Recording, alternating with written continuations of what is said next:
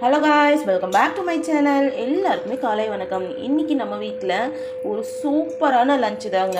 சாதமே கொஞ்சம் கூட தான் போட்டு வெடிச்சிருக்கேன். என்னென்னு பார்த்தீங்கன்னா சென்னாக்குண்ணி தாங்க. சென்னாக்குண்ணி தொக்கு பண்ண போகிறோம். ஸோ அதுக்கு அது சாப்பிட்ணுன்னும் போது எக்ஸ்ட்ராவே சாதம் கொஞ்சம் இழுக்கும். அதனால் சாதம் கொஞ்சம் எக்ஸ்ட்ரா வச்சாச்சு. சென்னாக்குண்ணி செய்யலாமா? அதுக்கு என்ன காயெல்லாம் வச்சுருக்கேன், என்னென்ன பண்ணியிருக்கேன்றது முதல்ல பார்த்துக்கலாம். இந்த எண்ணெய் நல்லா காயட்டும். தக்காளி எடுத்து வச்சாச்சு. 3 தக்காளி மீடியம் சைஸ், வெங்காயமும் 3 மீடியம், இஞ்சி பூண்டு எடுத்துருக்கேன், கறிவேப்பிலை, அதுக்கப்புறம் கத்திரிக்காய், உருளைக்கிழங்கு, வாழைக்காய், இது 3மே எடுத்து நல்லா அரிஞ்சிட்டு தண்ணி லைட்டாக போட்டு வச்சுருக்கேன், ஏன்னா கருகாமல் இருக்கிறதுக்கு. அதுக்கப்புறம் இது தாங்க சென்னாக்குண்ணி. எவ்வளோ நல்லாயிருக்கும் தெரியுமாங்க. இது கருவாடை பிடிச்சவங்களுக்கு சென்னாக்குண்ணி பிடிக்காமல் இருக்கவே இருக்காது. ஏன்னா இந்த சென்னாக்குண்ணி அவ்வளோ டேஸ்ட்டாக இருக்கும். இது நம்ம மண்ணூர் கொண்டு வறுப்போம் லைட்டாக, கடையில் நல்லா லைட்டாக சூடேற வறுக்கும் போதே செம்ம வாசனையாக இருக்கும். அவ்வளோ டேஸ்ட்டாக இருக்கும். இது சின்ன ஏறான்னு கூட சொல்லுவாங்க. ஸோ இதை நல்லா வறுத்துட்டு 4-5 தடவை கழுவி வச்சுருக்கேன். இப்போ நம்ம செய்யலாம். எண்ணெய் ஊற்றியாச்சு, கடுகு சேர்த்துக்கலாம்.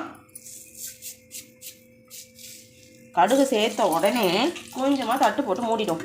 ஏன்னா இது வெடிச்சதுன்னா நிறைய வேலை கொடுக்கும், எல்லா இடத்துலையும் பரவும். அது சேர்த்து நமக்கு கொஞ்சம் கஷ்டமாக இருக்கும். அதனால் இது மாதிரி மூடிட்டோம்னா உள்ளே இருக்கும். ஸோ கடுகு நல்லா பொரிஞ்சதும், இப்போ கடுகு நல்லா பொரிஞ்சிடுச்சு, கறிவேப்பிலையும் வெங்காயமும் சேர்த்துடலாம். நல்லா ப்ரௌனியாக ஆகிற வரையும் நல்லா வதக்கிடுவோம். ஏன்னா வெங்காயம் நல்லா வதங்கினாதான் நம்மளுடைய கிரேவி சூப்பராக நல்லா பிசைஞ்சு சாப்பிட்லாம். அப்படி வெங்காயம் நல்லா வதங்கலைனாக்கா என்ன ஆகுனா, இது கண்ணாடி மாதிரி தெரியும். இதில் தண்ணி இருக்கும்னு எல்லாருக்கும் தெரியும். அது கடைசி வரையுமே இருக்கும். அதுக்குள்ளே நான் இஞ்சி பூண்டு அரைச்சிக்கிறேன். வெங்காயம் நல்லா வதங்கிடுச்சு. இப்போ நம்ம இஞ்சி பூண்டு சேர்த்துக்குவோம்.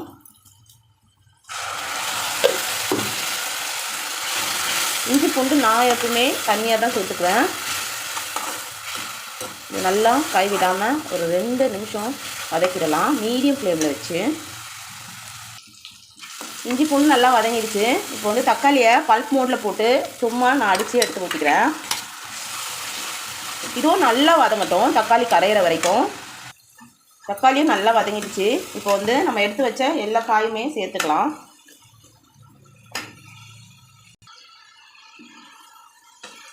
இந்த காயெல்லாம் ஒரு நிமிஷம் போல் நல்லா ஹை ஸ்பீடில் எண்ணெயில் வதங்கணும்.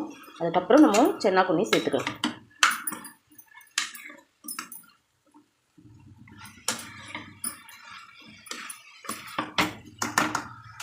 இப்போ காய் நல்லாவே வதங்குது.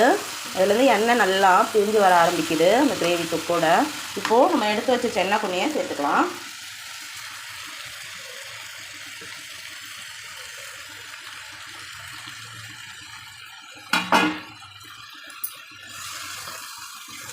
இது நல்லா அப்படி பெரட்டும் போது காய், வெங்காயம், தக்காளி, இஞ்சி பூண்டு அதோடு சேரும் போது ரொம்ப ஒரு சூப்பர் வாசனை அடிக்கும்.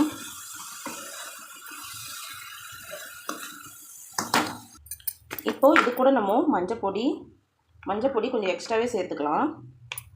மிளகாத்தூள், வீட்டு மிளகாத்தூள்,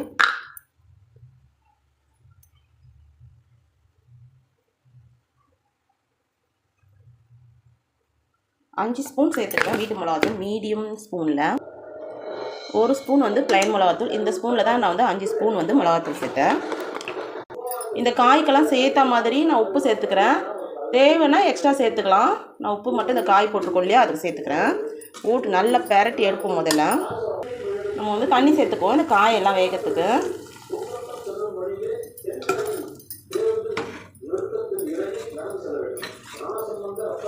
நீங்கள் குக்கரில் விடுறதா இருந்தால் ஒரு விசில் விட்டுக்கலாம். நான் குக்கரில் விடலை, ஸ்லோ ஃப்ளேம்லேயே கொஞ்சம் நேரம் வச்சு எடுத்துக்க போகிறேன். நம்ம சென்னாக்குண்ணி ஆல்மோஸ்ட் ரெடி ஆகிடுச்சு. ரொம்ப ஸ்லோவில் வச்சு காயெல்லாம் நல்லா வெந்துடுச்சு. பாருங்கள், இந்த உருளைக்கிழங்கு நம்ம நசுக்கணுன்னா அழகாக நசுங்கிடுச்சு. பாருங்கள், வாழைக்காவும் சூப்பராக வெந்திருக்கு. அவ்வளோதான். இது கொஞ்சம் சுண்டட்டும், நம்ம இறக்கிடலாம்.